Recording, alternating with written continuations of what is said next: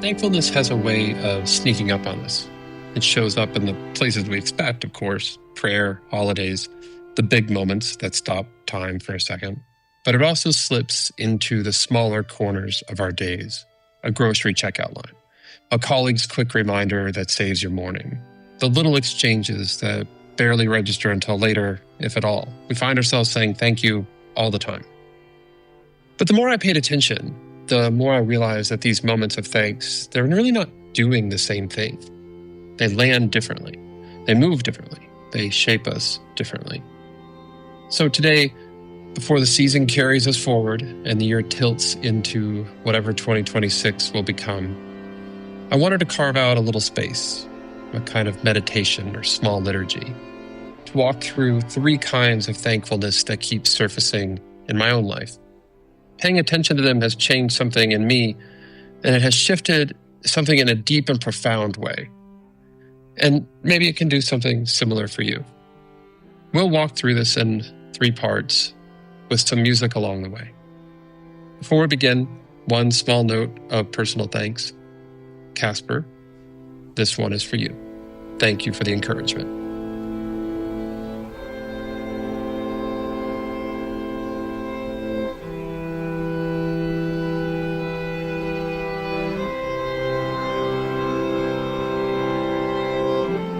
Part 1. There is a first kind of thanks that I think we're all familiar with. It involves giving thanks to some greater unseen force. This is the kind of thanks that I give for Mary Oliver poems, for my wife, or for meals before I've even taken a bite. I simply express gratitude for their very existence. Often, this kind of thanks takes the form of actual prayer. Each week at church, we do prayers of thanksgiving, and they are for big, externalized things that I have very little control over. Prayers of thanksgiving in this way are a kind of practice of submission. This first kind of thanks sits inside one of the oldest words we have for gratitude. The Greek word Eucharistia means good grace. Eu for good, and charisestai, which means to show favor or grace. It's grace that arrives before we act, before we could even respond, and before we even understand what we've been given. It is, of course, the same root that gives us the Eucharist, the central act of Christian worship. At its core, the Eucharist is about thanksgiving for something we didn't earn. It is a ritualized way of saying, whatever goodness is here did not start with me. Our part is simply to recognize it and to give thanks for it. And yet, this kind of thanks is not only about the grand sweep of salvation or the mysteries of grace. It also lives in the sort of small, everyday gifts that arrive without our asking. The warm light in the kitchen before anybody else wakes up, that first cup of coffee. A child wandering into the room still half asleep. A line in a poem that feels like it was written just for you. The simple fact that your life crosses paths with people who were not guaranteed to you. None of that was earned. None of it was engineered. It just showed up. And so this first kind of thanks invites us to pause, sometimes right in the middle of our very ordinary lives, and acknowledge that goodness often begins long before we can touch it. It asks us to name the graces that hover in the background of our days, the ones that keep pulling us back toward gratitude, even when we're not looking for it. When we give thanks this way, we are acknowledging, often publicly, that the world is beyond my control, but it is not beyond control.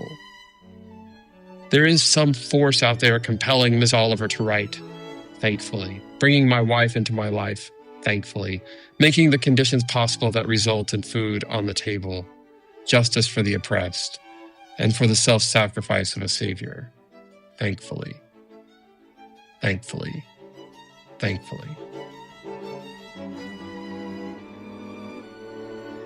And this is why Beethoven has been keeping us company through this first movement. The piece we've been hearing comes from one of the most vulnerable stretches of his life. In 1825, he fell gravely ill, so ill that even he feared he would not recover. He was already living in almost total deafness by then, barely composing or writing, if at all, cut off from the world in ways that most of us cannot fathom. And this new sickness had pushed him right to the edge of what his body could endure. When he finally began to regain his strength, Beethoven did something That I think is kind of remarkable. He did not write a triumphant march or a dramatic declaration of survival, as I almost certainly would have done if it had been me in that situation. He wrote what is essentially a prayer. It is the third movement of his string quartet in A minor, opus 132, and it is one of the most intimate things he ever composed.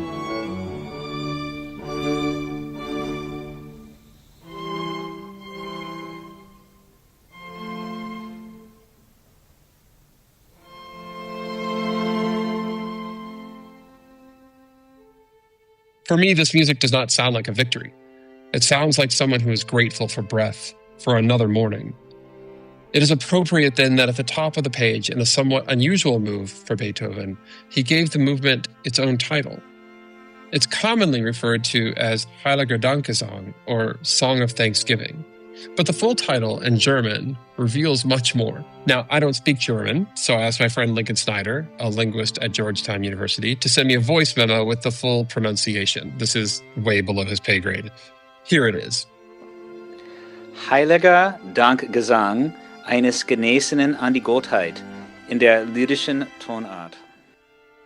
Now, this means Song of Thanksgiving to the deity from a convalescent in the Lydian mode. Again, the full translation of the title is Song of Thanksgiving to the deity from a convalescent in the Lydian mode. This is Beethoven crossing the divide, giving thanks directly to God for healing and for life. You can hear it right there in the music. To help understand exactly how this shows up in the music, I wanted to bring on my friend Nick Gilmore. Nick is a conductor, professor, and voice coach, among many other things, and has been in my monthly cooking club for years now. He can explain how this posture of thankfulness unfolds throughout the piece.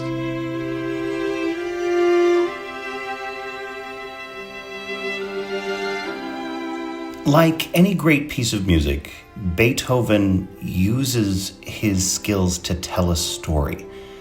And the story that he's telling is one of his own hardship and grief and struggle, from being so incredibly sick to coming through it on the other end and thanking God for everything that has come to pass, from the struggle at the beginning all the way through getting better and being able to move back into life and back into composing. Like you said, he had not written a lot of music, and this struggle had kept him from the thing that he loved best. And this particular string quartet, this third movement, is unique in so many ways. It's, first of all, 20 minutes long. This is really important to notice because for string quartets of the time, this third movement is normally a dance. It's in 3, it's fun, it's short. And he says, no, this third movement is going to mean something more. He writes it in the Lydian mode, as you said. Now, the Lydian mode is not terribly dissimilar from the regular scale that you hear in pop music and different things that you'll hear on the radio. But the fourth note of the scale, 1, 2, 3, 4, is just a little bit higher. And it gives it a kind of ethereal and open feeling. It's a sound that we attribute to openness and the future. It's used in the soundtracks to E.T. and Back to the Future, and even the theme songs for television shows like The Jetsons and The Simpsons. And he uses this open feeling of the Lydian mode to start in a chorale. A chorale comes from the beautiful tradition of church music that comes from one of his very favorite composers, Johann Sebastian Bach. The chorale is written for choirs, and it is the worship-centric musical idea of what Bach wrote for all of his church services. And the Lydian mode is a part of the church modes, which is a collection of scales that are used primarily in church music. So it's a callback not only in the chorale idea of church music, but also the old way of writing church music for Beethoven. So all of this comes back to a representation of this liturgical idea. And he starts this third movement with this sad chorale that is open and empty, and it plays so slowly that if you hear it for the very first time, you likely will not be able to sing it back. And this sad open idea, this empty thought, is what Beethoven is experiencing. He thinks he's going to die. He can no longer hear, and the world seems like it has no focus. And the movement alternates between this slow chorale idea and then these fast sections that come in between them. And there's a little bit of a fast section that says, okay, something's changing, and then it comes back to another chorale, another choral idea. But this one is marked feeling new strength. It says cantabile espressivo, which means to sing expressively. And this new chorale comes forward now not just with long individual quarter and half notes, but there are some dotted notes in there now. It's no longer just bum, bum, bum, but it has this bum, ba-bum, ba-bum. There's a sort of life in it again. And he then moves back into this faster section, and when he comes back again with this chorale idea, it says, with deepest passion in the sheet music. And he takes the ideas, the motives, the themes from the first two movements, and he puts them together into what is a double fugue. A fugue is a piece of music that takes an idea and develops it again and again and repeats it over and over again, and is terribly complicated. And this double fugue is two of those things put together that comes into this wonderful apex of music that is just this bright, finally what a lot of scholars have called the miracle moment of this, the idea that Beethoven has come from this sad, empty place in this chorale to a feeling of new strength in the next chorale, to this double fugue that he used in his Ninth Symphony and other things that people know so well, and comes to this great miracle moment where all of these themes come together, and Beethoven looks up and says, I was in such a dark and sad place. But he uses the same language, the same church chorale, the same church mode to look up and say, there is a brightness, and thank you. Thank you for everything that you have given me.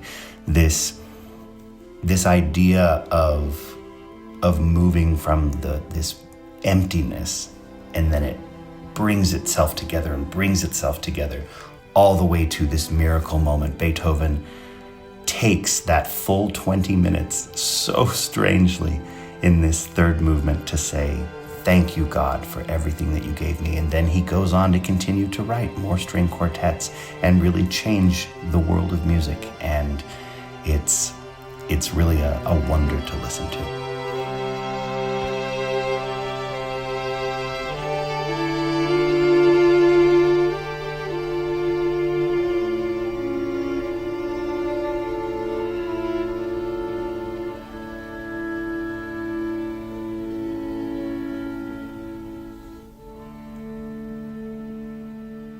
Part 2. But there is another kind of thanksgiving, the one we express to people for things that they have done for us. We often thank people directly when they make us a meal, or hold the door for us, or even perform tasks that are routine, like the clerk who rings up our order at the grocery store. I thank my colleagues when they fix an error that I've made on a report. I thank the receptionist for directing my call to the right person. These are important, even if they are perfunctory. Embedded in each of these small acts of thanksgiving is a tiny act of empathy. In order for you to say thank you to someone for something, you have to at least be aware of the idea that your life, or at the very least your present circumstances, would be more difficult in some way if they had not acted on your behalf. On big occasions like weddings or retirements, graduations, we expand this type of thanksgiving and are compelled to express gratitude for our parents, advisors, spouses, coaches, etc. Because we know we could not have made it to this point without them. These are incredible scenes where the person being celebrated takes a moment, in humility, hopefully, to recognize that what brought them here was, in fact, not a solo endeavor. And this is critical work to keep the people in the community, reduce ego, foster relationships, basically to build a society. And sociologists then have been watching this forever, trying to understand this kind of thankfulness. Marcel Mauss, in his book, The Gift, wrote almost a century ago that gifts never sit still, they move. A gift creates a relationship, and the gratitude that follows is what keeps that relationship alive. That is exactly what these second kind of thank yous do. They are the little threads we keep tying to one another so that the whole thing holds together. Critically, this kind of thankfulness also scales.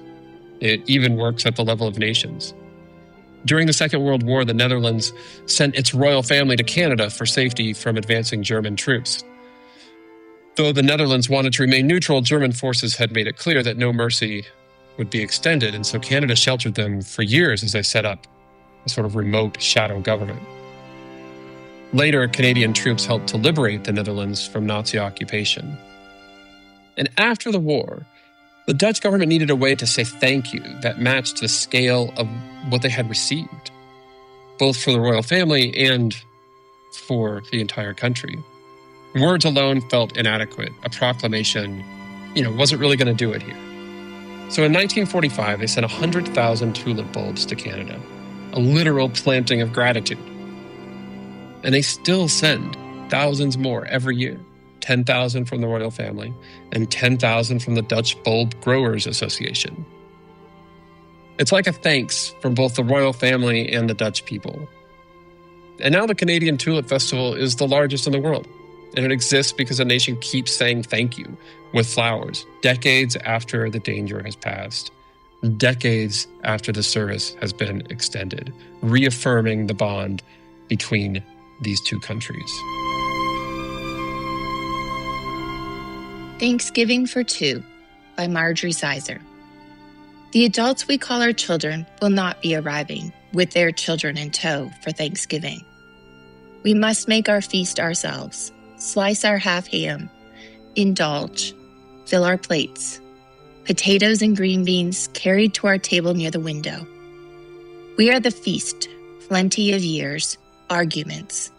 I'm thinking the whole bundle of it rolls out like a white tablecloth. We wanted to be good company for one another. Little did we know that first picnic how this would go.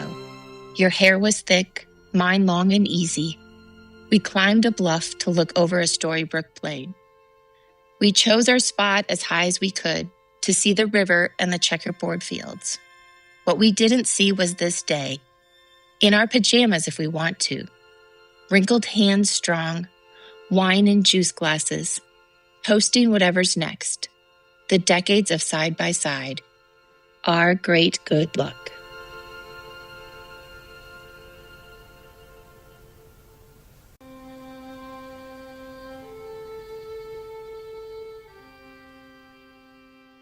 Part 3.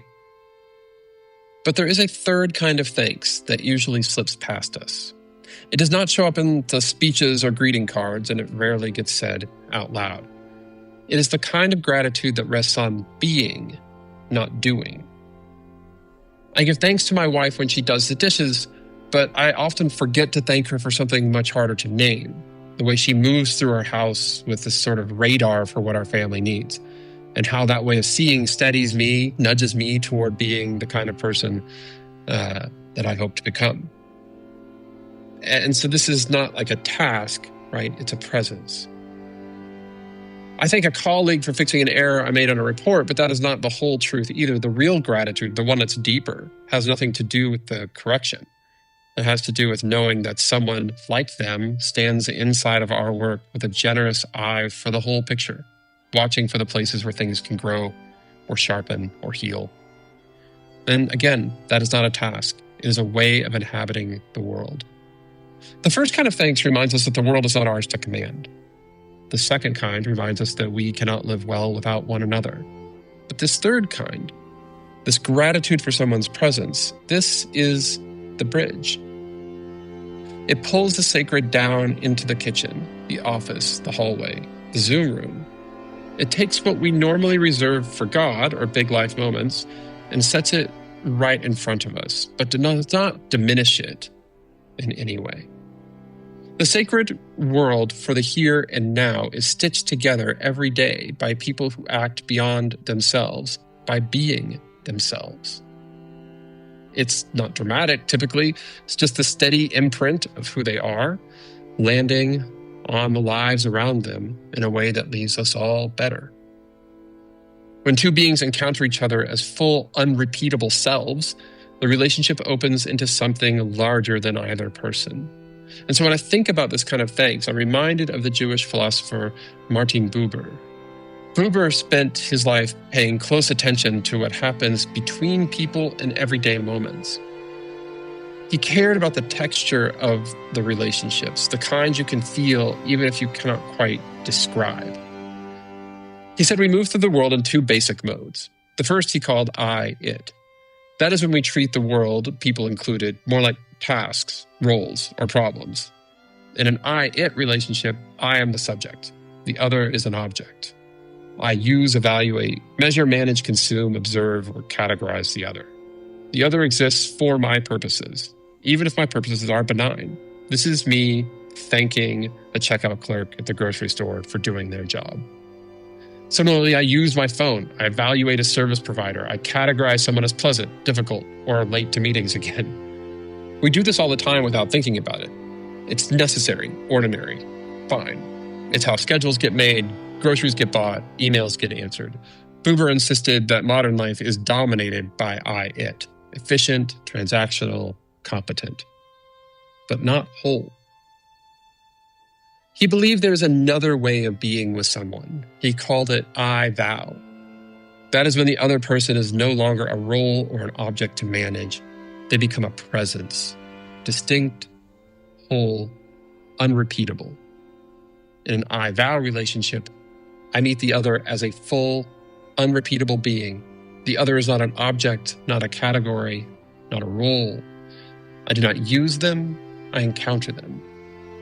And this is the moment when presence displaces performance. It's the way a parent looks at a sleeping child. It's a conversation so real that you lose track of time. The moment someone listens to you without trying to fix you. The sense of being seen, not judged, by a mentor or a friend. Or even an unexpected moment of connection with a stranger on a train. In I-thou, the other is not useful. They are holy. Not necessarily in a religious sense, formally, but in the sense of being irreducibly themselves, in a sacred way. Buber believed these encounters reveal the sacred dimension of reality. He goes so far as to say that God is what we meet in an I-thou moment, not as a being, but as the depth of the encounter itself. Buber believed this shift critically restores their humanity and our own. And so he called this the eternal thou. And his third kind of thanks lives right there. It is the gratitude that arises when someone's presence, changes the air in the room, when who they are steadies something in us, when we feel the impact of their being, not the usefulness of what they can do. And this third kind of thanks, I think, is really an act of seeing, because it's always there. We just have to acknowledge it. When we see it, when we name it, say it out loud, we break the old and false divide between the sacred and the ordinary. We stop pretending that those are two different worlds in the first place.